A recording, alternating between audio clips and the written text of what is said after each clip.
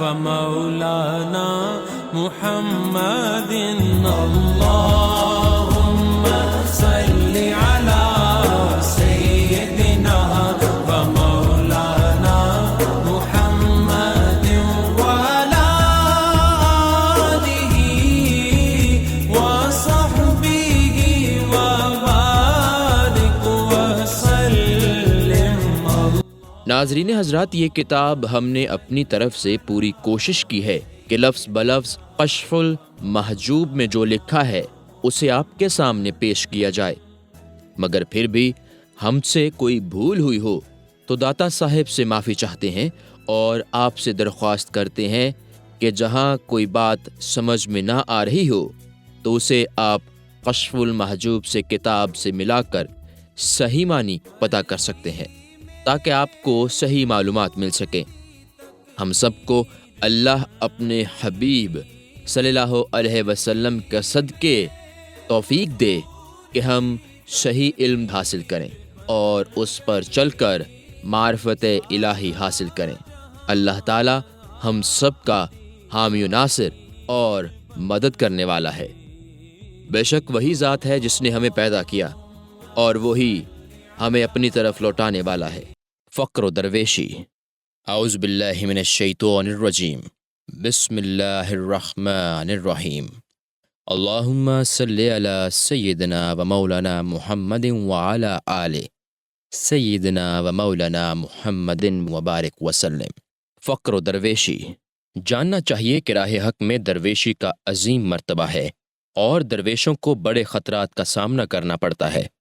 اللہ تعالیٰ فرماتا ہے: نمبر 1، للفقراء الذین احصروا فی سبیل اللہ لا یستطیعون ضربا فی الارض یحسبهم الجاہل اغنیاء من التنفعوف.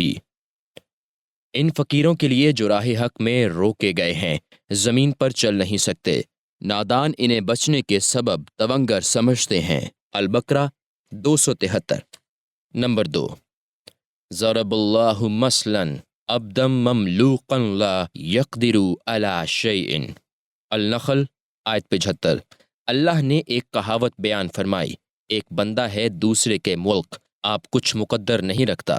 تتجافى جنوبهم عن المضاجع يدعون ربهم خوفا وطمعا. السجدہ آیت 12. ان کی کروٹیں خواب گاہوں سے جدا ہوتی ہیں اور اپنے رب کو پکارتے ہیں ڈرتے اور امید کرتے ہوئے. نبی کریم علیہ التحیہ والتسلیم نے بھی فقر و توکل کو پسند و اختیار فرمایا. چنانچہ ارشاد ہے: اللہم احیینی مسکینا و امتنی مسکینا واحشرنی فی زمرۃ المساکین. اے خدا مجھے مسکینی زندگی عطا فرما اور مسکینی میں وفات دے اور مسکینوں کے زمرے میں اٹھا. ترمذی. سید عالم صلی اللہ علیہ وسلم کا ارشاد ہے کہ روز قیامت اللہ تعالیٰ ارشاد فرمائے گا: میرے محبوبوں کو میرے قریب لاؤ. فرشتے عرض کریں گے: کون تیرے محبوب ہیں؟ اللہ تعالیٰ فرمائے گا: وہ مسکین فقراء ہیں. اس قسم کی بکثرت آیات و احادیث ہیں جو حد شہرت کو پہنچی ہوئی ہیں. ان کے اسبات کی حاجت نہیں اور نہ دلائل صحت کی ضرورت، کیونکہ ایک وقت ایسا بھی گزرا ہے کہ خود رسول اللہ صلی اللہ علیہ وسلم فقراء و مہاجرین میں جلوہ افروز تھے. صحابہ کرام کی ایک جماعت ایسی بھی تھی جنہوں نے اللہ کی عبادت اور بندگی اور رسول اللہ صلی اللہ علیہ وسلم کی خدمت میں حاضر رہنے کے لیے سب سے کنارہ کش ہو کر تمام معاملات سے یکسوئی حاصل کر لی اور اپنا رزق اللہ تعالیٰ کی عطا پر چھوڑ کر مسجد نبوی میں تشریف اقامت اختیار کر لی. یہاں تک کہ اللہ تعالیٰ نے حضور اکرم صلی اللہ علیہ وسلم کو ان صحابہ کے ساتھ صحبت و قیام پر مامور فرمایا، جیسا کہ حق تعالیٰ فرماتا ہے: وَلَا تَطْرُدِ الَّذِينَ يَدْعُونَ رَبَّهُمْ بِالْغَدَاوَةِ وَالْعَشِيِّ يُرِيدُونَ وَجْهَهُ. جو صحابہ صبح و شام اپنے رب کی عبادت کرتے اور اس کی رضا چاہتے ہیں، انہیں نہ چھوڑیے. الانعام آیت 52. اور فرمایا: وَلَا تَعْدُ عَيْنَكَ عَنْهُمْ تُرِيدُ زِينَةَ الْحَيَاةِ الدُّنْيَا. تمہاری آنکھیں دنیاوی حیات کی زینت کی خاطر انہیں چھوڑ کر کسی اور پر نہ پڑیں. الکہف آیت 27۔ اس کے بعد حضور اکرم صلی اللہ علیہ وسلم کا یہ معمول رہا کہ ان صحابہ میں سے کسی ایک کو جہاں کہیں بھی دیکھتے تو آپ فرماتے یہ وہ حضرات ہیں جن کے لیے اللہ تعالیٰ نے مجھے تاکید فرمائی ہے۔ فقراء کا درجہ۔ بارگاہ احدیت میں فقراء کا بڑا مقام و درجہ ہے۔ خدا نے خاص ان کو منزلت و مرحمت سے نوازا ہے۔ یہ وہ لوگ ہیں جو اسباب ظاہری و باطنی سے ترک تعلق کر کے مکمل طور پر مسبب الاسباب پر قناعت کر کے رہ گئے ہیں اور اپنے آپ کو خدا کی ملازمت اور بندگی کے لیے وقف کر دیا ہے۔ ان کا یہ فخر ان کے لیے موجب فخر بن گیا ہے اور فقر کی دوری پر آہوزاری اور اس کی آمد پر خوشی و مسرت کا اظہار کرتے ہیں۔ یہ حضرات فقر و مسکینی سے ہی ہمکنار رہتے ہیں اور اس کے سوا ہر چیز کو ذلیل و خوار جانتے ہیں۔ فقر و مسکینی کی نرالی شان ہے اور اس کی رسم عجیب ہے، حقیقی رسم واضطرار ہے۔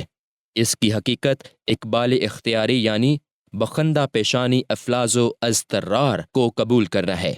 جس نے اس مسلک و طریقت کو دیکھا اور سمجھا اس نے اس سے آرام پایا۔ جب مراد پائی تو حقیقت سے ہمکنار ہو گئے اور جو حقیقت سے ہمکنار ہو گیا وہ موجودات سے دستکش ہو گیا۔ رویت کل میں فنائے کلی حاصل کر کے بقائے کلی سے سرفراز ہو گیا۔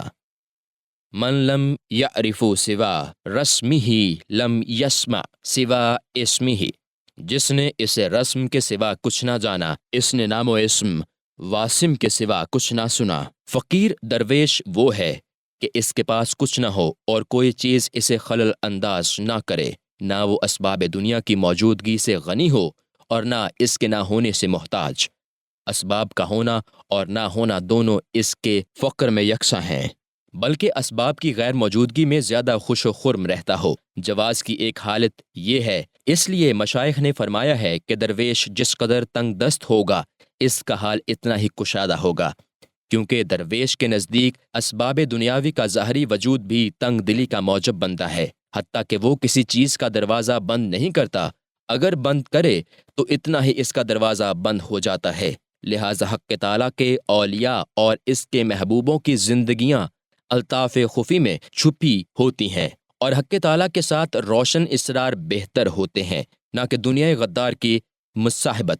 چونکہ یہ دنیا نافرمانوں کی جگہ ہے، اس کے اسباب سے تعلق رکھنا صحیح نہیں ہو سکتا، اس لیے یہ حضرات رضائے الہی کی راہ میں دنیا ساز و سامان سے کنارہ کشی کی تعلیم دیتے ہیں۔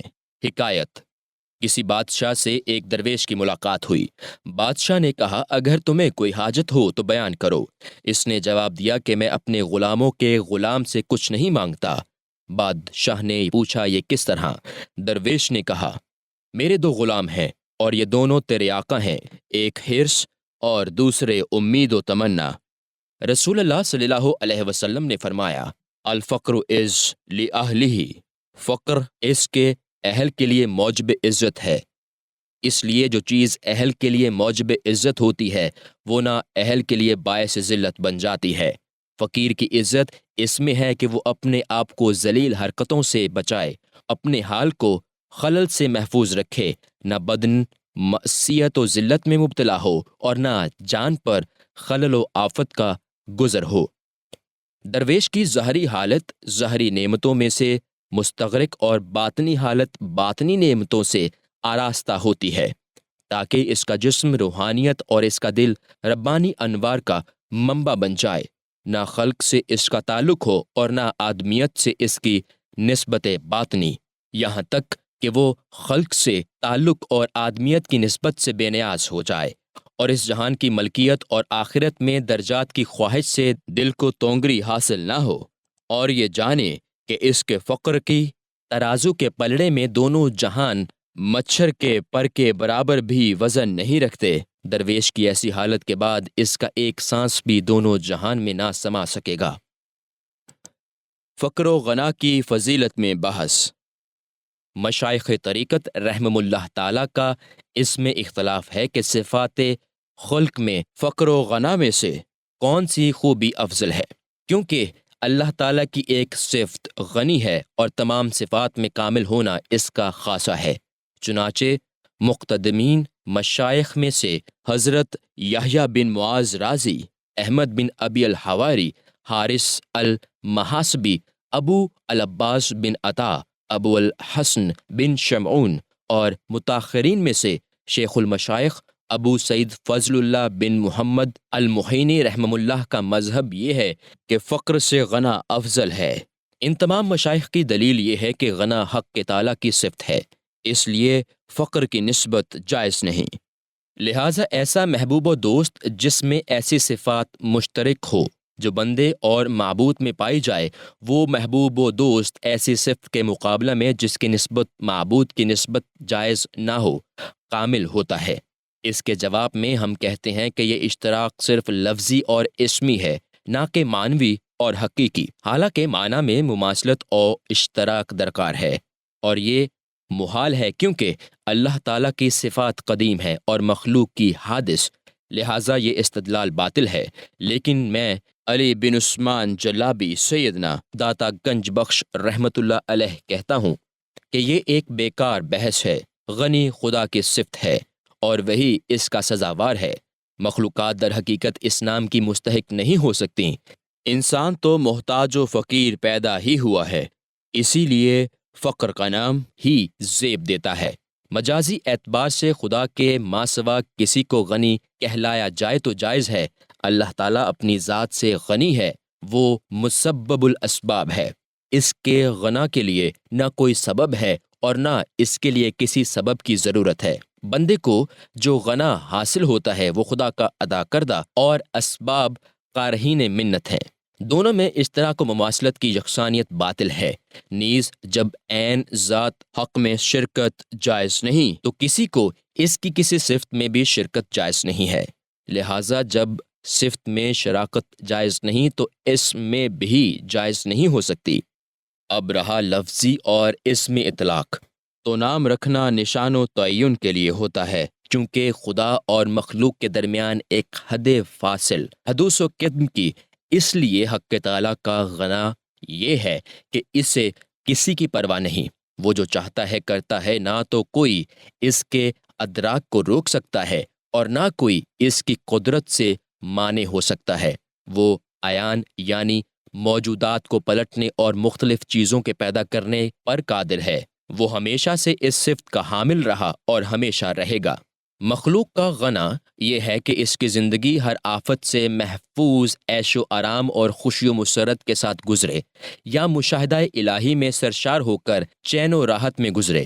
ان تمام باتوں میں حدیث و تغیر اور مشقت و حسرت کا سرمایہ اور عجز و تذلل کا مقام کار فرما ہے۔ لہٰذا لفظ تمنا کا استعمال بندوں کے لیے بطور مجاز ہے اور اللہ تعالیٰ کے لیے حقیقی۔ اللہ تعالیٰ فرماتا ہے، یا ایھا الناس انتم الفقراء الی اللہ واللہ هو الغنی الحمید۔ اے لوگو تم خدا کے محتاج ہو اور اللہ ہی خوبیوں والا اور سراپائے غنی ہے۔ سورہ فاطر آیت 15۔ نمبر 2، واللہ غنی وانتم الفقراء، اور اللہ ہی غنی ہے اور تم محتاج و فقیر۔ عوام کا ایک گروہ کہتا ہے کہ ہم تونگر کو درویش پر فضیلت دیتے ہیں، اس لیے کہ اللہ تعالیٰ نے تونگر کو دونوں جہان میں سعید پیدا کیا ہے اور تونگری کا اس پر احسان کیا ہے۔ ان لوگوں نے اس جگہ غنا سے دنیا کی کثرت، انسانی آرزوؤں کا بر آنا اور بآسانی خواہشوں کا مل جانا مراد لیا ہے۔ وہ دلیل میں کہتے ہیں کہ کیونکہ خدا نے تونگری پر شکر گزاری اور مفلسی پر صبر و قناعت کا حکم دیا ہے، اور یہ کہ ابتلا میں صبر و قناعت کی تلقین کی ہے اور نعمتوں میں شکر کا حکم دیا، لہٰذا مصیبتوں سے نعمتیں افضل ہیں۔ اس کے جواب میں ہم کہتے ہیں کہ نعمت پر شکر گزاری کا حکم دیا اور شکر کو زیادتی نعمت کی علت گردانا اور صبر کو زیادتی غربت کی علت گردانا۔ چنانچہ ارشاد ہے، لَإِن شَكَرْتُمْ لَنَزِيدَنَّكُمْ، اگر تم نے شکر کیا تو تم کو اور زیادہ دوں گا۔ ابراہیم آیت 7۔ اور صبر کے لیے فرمایا، ان اللہ مع الصابرین، بے شک اللہ تعالیٰ صبر کرنے والوں کے ساتھ ہے۔ البقرہ 153۔ مطلب یہ ہے کہ ہر وہ نعمت جس کی اصل غفلت ہے کہ جب شکر بجا لاتا ہے تو ہم غفلت کو اس کی غفلت پر اور زیادہ کر دیتے ہیں، اور ہر وہ فقر جس کی اصل ابتلا ہے، جب وہ صبر کرتا ہے تو ہم قربت کو اس کی قربت پر اور زیادہ کر دیتے ہیں۔ اہل طریقت کے نزدیک غنا کا مطلب، مشائخ طریقت جس غنا کو فقر پر افضل کہتے ہیں، اس سے عوام کو تونگری مراد نہیں، کیونکہ عوام تو اسے غنی و تونگر کہتے ہیں جسے دنیاوی نعمتیں حاصل ہوں، لیکن مشائخ کا غنا سے مراد منعم یعنی نعمت دینے والے خدائے قدوس کو پانا ہے۔ وصال الہی حاصل ہونا اور چیز ہے، اور غفلت کا پانا اور چیز ہے۔ شیخ ابو سعید رحمۃ اللہ علیہ فرماتے ہیں کہ فقیر وہی ہے جو اللہ کے ساتھ غنی ہو۔ اس سے مراد ابدی کشف ہے جسے ہم مشاہدہ حق کہتے ہیں۔ مکاشفہ ممکن الحجاب ہے۔ اگر ایسے مکاشفہ والے کو محبوب گردانے تو وہ مشاہدات کا محتاج ہوگا یا نہیں؟ اگر یہ کہو کہ محتاج نہ ہوگا تو یہ محال ہے، اور اگر کہو کہ محتاج ہوگا تو جب احتیاج پیدا ہوگی تو غنا کا نام جاتا رہے گا۔ نیز غنا بے اللہ اس شخص کو ہوتا ہے جو قائم الصفات اور ثابت المراد ہو، اور بشریت میں اقامت مراد اور اثبات صفات کے ساتھ غنا صحیح نہیں ہو سکتا، اس لیے کہ ذات بشریت بجائے خود غنا کے لائق نہیں۔ لہذا الغنی من اغناہ اللہ، غنی وہ ہے جسے اللہ غنی کرے۔ میں غنی بے اللہ فاعل ہے اور اغنا اللہ مفعول ہے، کیونکہ فاعل از خود قائم ہوتا ہے اور مفعول کا قیام فاعل کے ذریعہ نتیجہ برآمد ہوا کہ اقامت بخود صفت بشریت ہے اور اقامت بھی اللہ فنائے صفت ہے۔ لیکن میں علی بن عثمان جلابی سیدنا داتا گنج بخش رحمت اللہ کہتا ہوں کہ جب بندگی کی حالت میں یہ درست ہے کہ بقائے صفت بشریت پر غنائے حقیقی کا اطلاق نہیں ہو سکتا، کیونکہ بقائے صفت محل علت اور موجب آفت ہے، کیونکہ مذکورہ دلائل سے ثابت ہو چکا ہے کہ اپنی صفت کی فنا سے غنا باقی نہیں رہتا، اس لیے جو چیز بذات خود باقی نہ رہے اس کا نام نہیں ہوتا، لہٰذا فنائے صفت کا نام غنا رکھنا چاہیے۔ اور جبکہ خود صفت ہی فانی ہے تو اسم ہی مقام نہ رہا، ایسے شخص پر نہ اسم فقر بولا جا سکتا ہے اور نہ اسم غنا، لہٰذا صفت غنا حضرت حق جل مجدہ کے سوا کسی کے لیے جائز نہیں، اور صفت فقر بندے کے ساتھ خاص ہے۔ پھر یہ کہ تمام مشائخ طریقت اور اکثر عوام فقر کو غنا سے افضل مانتے ہیں، کیونکہ قرآن و سنت اس کی فضلیت پر شاہد و ناطق ہیں، اور امت مسلمہ کی اکثریت کا اس پر اجماع ہے۔ حقائق: ایک روز حضرت جنید بغدادی و ابن عطا رحمہ اللہ کے درمیان اس مسئلہ پر بحث ہوئی۔ حضرت ابن عطا نے فرمایا کہ اغنیاء افضل ہیں، کیونکہ روز قیامت نعمتوں کا حساب لیا جائے گا، اور حساب دینے کے لیے بے واسطہ رب کے کلام کا سننا ہوگا، چونکہ یہ محل عتاب اور عتاب دوست کا دوست کے ساتھ ہوتا ہے۔ حضرت جنید بغدادی نے جواب دیا کہ اگر اغنیاء سے حساب ہوگا تو فقراء اور درویشوں سے عذر خواہی ہوگی، اور حساب سے عذر افضل ہے۔ اس جگہ ایک لطیفہ بیان کرتا ہوں، وہ یہ کہ محبت کی تحقیق میں عذر بیگان کی ہے اور عتاب یکانگی کی ضد ہے، حالانکہ خدا کے دوست تو ایسے مقام پر فائز ہوتے ہیں جہاں یہ دونوں چیزیں ان کے لیے آفت ظاہر کرتی ہیں، اس لیے کہ عذر خواہی تو کسی ایسی کوتاہی پر ہوتی ہے جو دوست کے بارے میں اس کے فرمان کے خلاف کیا گیا ہو۔ جب دوست اپنے حق کو اس سے طلب کرتا ہے تو اس سے عذر خواہی کرتا ہے، اور عتاب دوست کے فرمان میں کسی قصور کے سبب ہوتا ہے۔ ایسی صورت میں دوست اس قصور کے سبب اس پر عتاب نازل کرتا ہے۔ خدا کے دوستوں کے لیے یہ دونوں باتیں محال ہیں۔ غرض کے اہل طریق فقر کی ہر حالت میں صبر و غنا کی حالت میں شکر بجا لاتے ہیں۔ ایک بات یہ بھی ہے کہ دوستی کا اقتضا تو یہ ہے کہ دوست اپنے دوست سے کسی چیز کا مطالبہ نہ کرے، اور نہ دوست کے فرمان کو رائے گا کرے۔ لہذا ظلم من سمى ابن آدم امیرا وقد سمہ ربہ فقیرا، اس نے ظلم کیا جس نے آدمی کا نام امیر رکھا، حالانکہ اس کے رب نے اس کا نام فقیر رکھا ہے، کیونکہ حق تعالیٰ کی طرف سے اس کا نام فقیر ہے۔ اگرچہ بظاہر وہ امیر و تونگر ہے، لیکن حقیقت میں وہ فقیر ہی ہے۔ وہ شخص ہلاک ہو گیا جس نے خود پر گمان کیا کہ وہ امیر ہے، اگرچہ وہ شخص تخت حکومت پر موجود ہے، اس لیے کہ امیر و غنی صاحب صدقہ ہیں اور فقراء صاحب صدق، اور صاحب صدق صاحب صدقہ نہیں ہو سکتا۔ علم حقیقت میں حضرت ایوب علیہ السلام کا فقر حضرت سلیمان علیہ السلام کے غنا کی مانند ہے۔ حضرت ایوب علیہ السلام کی پختگی صبر پر فرمایا ہے، نعم العبد، کیا ہی اچھا بندہ ہے، اور حضرت سلیمان علیہ السلام سے ان کی حکومت کے وقت فرمایا، نعم العبد، کیا ہی اچھا بندہ ہے۔ جب اللہ کی رضا حاصل ہو گئی تو اب فقر ایوب غنائے سلیمان علیہ السلام کے مانند بن گیا۔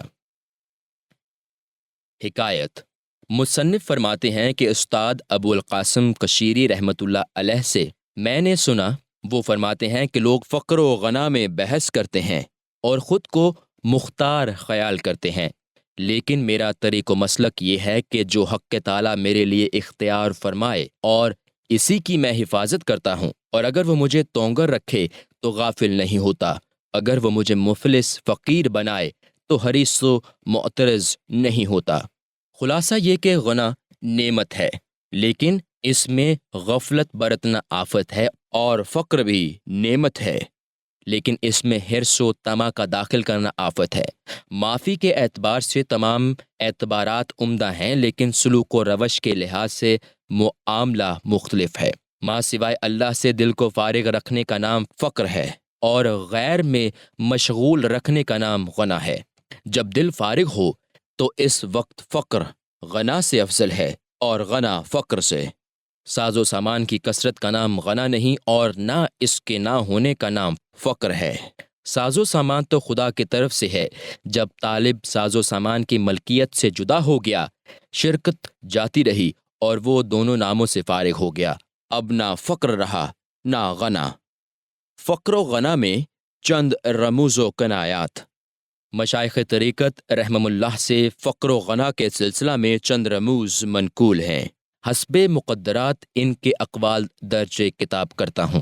نمبر 1، مشائخ متاخرین میں سے ایک بزرگ فرماتے ہیں کہ فقیر وہ نہیں جو ساز و سامان سے خالی ہو، بلکہ فقیر وہ ہے جس کا دل آرزوئے تمنا سے خالی ہو۔ اگر اللہ تعالیٰ اسے مال و دولت دے تو اگر وہ مال کی حفاظت کی خواہش رکھے تو غنی کہلائے گا، اور اگر مال کو ترک کرنے کی خواہش کرے تو بھی غنی کہلائے گا۔ اس لیے یہ دونوں حالتیں ملک غیر میں تصرف کرنے کے برابر ہیں، حالانکہ ترک حفظ و تصرف کا نام فقر ہے۔ نمبر 2، حضرت یحییٰ بن معاذ رازی فرماتے ہیں، فقر کی علامت فقر سے ڈرنا ہے۔ مطلب یہ کہ صحت فقر کی علامت یہ ہے کہ بندہ کمال ولایت، قیام مشاہدہ اور فنائے صفت میں زوال اور قطع سے ڈرتا رہے۔ اس حال کا کمال اس حد تک پہنچ جائے کہ وہ قطع سے بھی ڈرے۔ نمبر 3، حضرت سائم بن محمد رحمۃ اللہ علیہ فرماتے ہیں، فقیر کی تعریف یہ ہے کہ وہ اپنے اسرار کی حفاظت کرے اور اپنے نفس کو بچائے اور اس کے فریضہ کو ادا کرے۔ مطلب یہ کہ فقیر اپنے اسرار باطنی کو اغراض دنیاوی سے بچائے اور اپنے نفس کو حرص و تمنا میں آفت سے محفوظ رکھے، اور اس پر شریعت کے احکام و فرائض کو جاری کرے، غرض کہ جو اسرار پر گزرے اسے اظہار میں مشغول نہ کرے، اور جو اظہار پر حالت ہو اسے اسرار میں مشغول نہ کرے۔ ان احوال کے غلبہ کے وقت اوامر و نواہی کی ادائیگی میں پس و پیش نہ کرے۔ یہ علامت صفات بشری کے زائل ہونے کی ہوتی ہے، اور بندہ مکمل طور پر ذات باری تعالیٰ میں جذب ہو جاتا ہے۔ یہ معنی بھی حق تعالیٰ ہی کی جانب سے ہوتے ہیں۔ نمبر 4، حضرت بشر حافی رحمۃ اللہ علیہ فرماتے ہیں، افضل المقامات اعتقاد الصبر علی الفقر۔ سب سے افضل مقام یہ ہے کہ فقر پر صبر کو مضبوطی سے تھامیں۔ فقر پر صبر و اعتقاد رکھنا بندے کے مقامات میں سب سے افضل مقام ہے، اور فقر فنائے مقامات کا نام ہے۔ فقر پر صبر و اعتقاد کرنے کی علامت یہ ہے کہ درویش اعمال و افعال اور اوصاف کے فناء کے روح کو ملحوظ رکھے، لیکن اس قول میں ظاہر معنی غنا پر فقر کی فضیلت و اعتقاد رکھنے میں ہے کہ کسی حال میں راہ فقر سے منہ نہ مڑے۔ نمبر 5، حضرت شبلی علیہ الرحمہ فرماتے ہیں کہ فقیر وہ ہے جو اللہ کے سوا کسی چیز میں راحت نہ پائے، اس لیے درویش خدا کے سوا کسی سے کوئی واسطہ و علاقہ نہیں رکھتا۔ اس قول کا ظاہر مفہوم یہ ہے کہ درویش حق تعالیٰ کے سوا غنا و تونگری پائے گا نہیں، جب اسے پالے گا تو تونگر ہو جائے گا، لہٰذا تمہارا وجود اس کے لیے غیر ہے، اور جب تونگری ترک غیر کے بنا حاصل ہونا ممکن نہیں تو تونگری حجاب بن گئی۔ جب تم اس راہ پر گامزن ہو گئے تو تونگر کیسے رہو گے؟ یہ معنی بہت لطیف و عمیق ہے۔ اہل حقیقت کے نزدیک مذکورہ جملہ کا مفہوم یہ نکلتا ہے، الفقیرون اللہ یستغنی عنہ، فقیر وہ ہے جسے کبھی غنا نہ ہو۔ یہ وہ معنی ہے جسے شیخ طریقت حضرت خواجہ عبداللہ انصاری رضی اللہ عنہ نے فرمایا کہ ہمارا غنی تو دائمی ہے کہ کسی حال میں نہ تو ہم اپنی ہمت سے مقصود حاصل کر سکتے ہیں اور نہ کامل طور پر دنیا و آخرت میں اس سے نابود ہو سکتے ہیں، اس لیے کہ حصول شے کے لیے مجانس ضروری ہے اور وہ جنس نہیں ہے، اور موجود سے اغراض کے لیے غفلت درکار ہے۔ لیکن درویش غافل نہیں ہوتا، کیونکہ پیش آمدہ راہ دشوار و مشکل ہے، اور وہ دوست ایسا ہے کہ ریاضت و مجاہدے کے ذریعہ اس کا دیدار حاصل نہیں ہو سکتا، اور نہ اس کا دیدار مخلوق کی قدرت والی جنس کی قبیل سے ہے، اور فنا پر تبدیل صورت نہیں، اور بقا پر تغیر جائز نہیں، اور نہ فانی کبھی باقی ہے جسے حق کا وصال نصیب ہوگا، اور نہ باقی کبھی فانی ہے کہ اس کا قرب و نزدیکی حاصل ہوگا، لہٰذا اس کے دوستوں سراسر مشکل میں پڑے ہوئے ہیں۔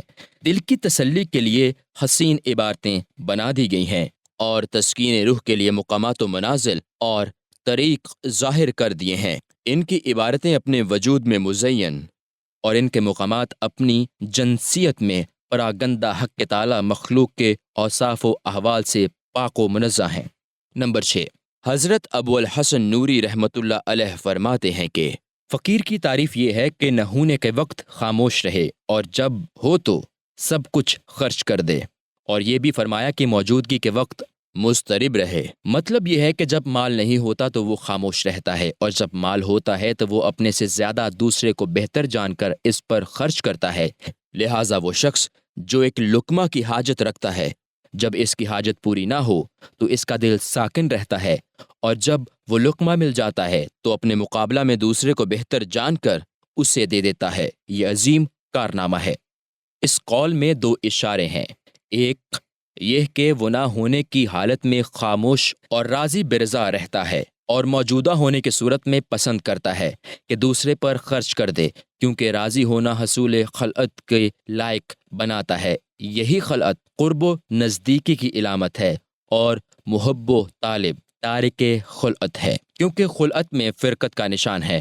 اور دوسرا اشارہ یہ ہے کہ وہ ساکن ہوتا ہے، یعنی نہ ہونے کی حالت میں موجود ہونے کے انتظار میں خاموش رہتا ہے، پھر جب موجود ہو جاتا ہے تو اس کا وجود چونکہ خدا کا غیر ہے، وہ غیر سے راحت نہیں پاتا تو اسے اپنے سے جدا کر دیتا ہے۔ یہی مفہوم شیخ المشائخ ابو القاسم جنید بن محمد بن جنید رحمۃ اللہ کے اقوال کا ہے۔ فرماتے ہیں، الفقر خلو القلب عن الاشغال، تمام شکلوں سے دل کا خالی کرنا فقر ہے۔ دل میں جب شکل ہوتی ہے تو شکل چنانچہ غیر ہے تو بجز نکال پھینکنے کے چارہ کار نہیں۔ نمبر 7، حضرت شبلی رحمۃ اللہ علیہ فرماتے ہیں کہ الفقر بحر البلاء وبلاء کلہ عز، فقر ابتلا کا سمندر ہے اور اس کی تمام بلائیں عزت ہیں، اور عزت نصیب غیر ہے، اس لیے کہ مبتلا تو عین بلا میں ہے، اسے غیر سے کیا سروکار۔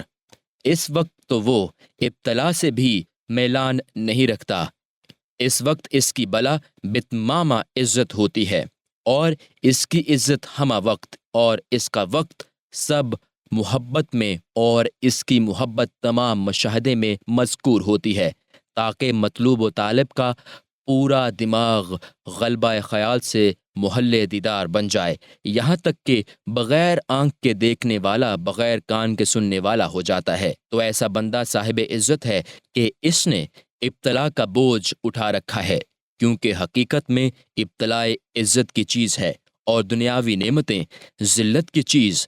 اس کے لیے حقیقی عزت وہی ہے جس سے بندہ کی بارگاہ حق میں حضوری ہو، اور ذلیل و حقیر وہ شے ہے جس سے بندہ حق سے دور ہو، اور فقر کی بلائیں حضوری کی علامت ہیں، اور غنا و تونگری کی راحت دوری و غیب کا نشان ہے۔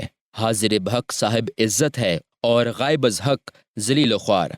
جس ابتلا کے معنی مشاہدہ اور اس کے دیدار سے انس ہو، اس سے جس طرح بھی تعلق ہو غنیمت ہے۔ نمبر 8، سید الطائفہ حضرت جنید بغدادی رحمۃ اللہ علیہ فرماتے ہیں کہ اے گروہ فقراء، تم لوگوں میں اللہ والوں کی حیثیت سے جانے جاتے ہو اور اللہ تعالیٰ سے تعلق رکھنے کی وجہ سے ہی تمہاری تعظیم کی جاتی ہے۔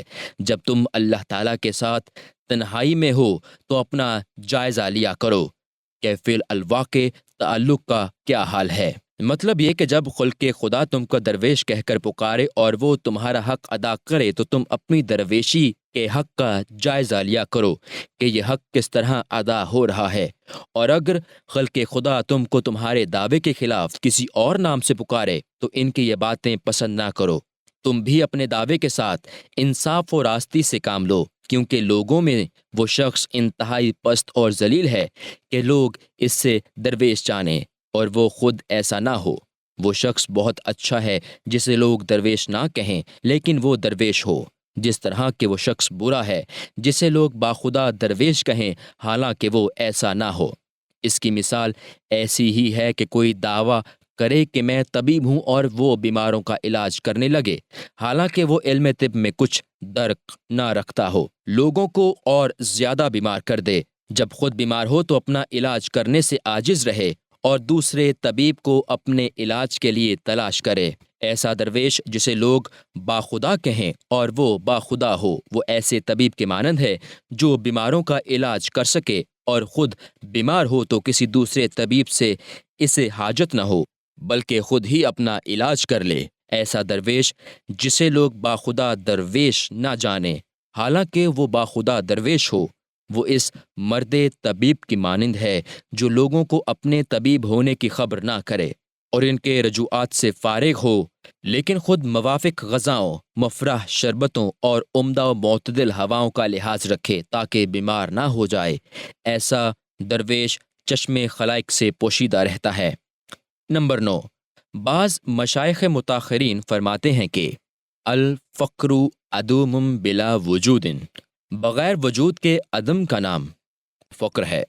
اس قول کی عبارت نا تمام و ناقص ہے، اس کا مفہوم لفظوں میں بیان نہیں کیا جا سکتا کیونکہ کوئی شے معدوم نہیں ہوتی اور شے کے وجود کے بغیر بیان نہیں کیا جا سکتا۔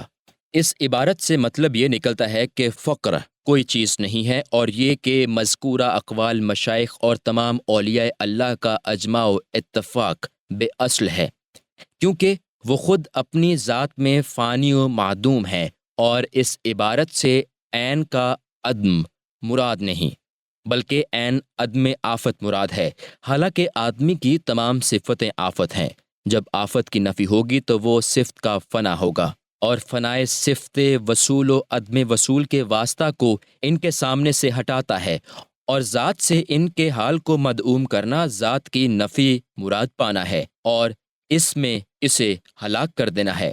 نمبر 10، مصنف رحمۃ اللہ علیہ فرماتے ہیں کہ میں نے متکلمین کی ایک جماعت کو دیکھا جنہیں فقر کی حقیقت کی خبر نہ تھی، اور وہ اس عبارت پر ہنستے تھے اور کہتے تھے کہ یہ کیسی نامعقول بات ہے، اور میں نے مدیان کاذب کی ایک جماعت دیکھی جو اس نامعقول بات کو تسلیم کرتے اور اس پر اعتقاد و اعتماد کرتے تھے، اور اصل قصہ کا انہیں علم ہی نہ تھا۔ وہ برملا کہتے تھے کہ الفقر عدم بلا وجود، بغیر وجود کے عدم کا نام فقر ہے، حالانکہ یہ دونوں غلطی پر ہیں۔ ایک بربنائے عدم علم حق کا منکر ہوا اور دوسرے نے جہل و نادانی کو اپنا لیا اور ظاہری الفاظ میں الجھ کر رہ گیا۔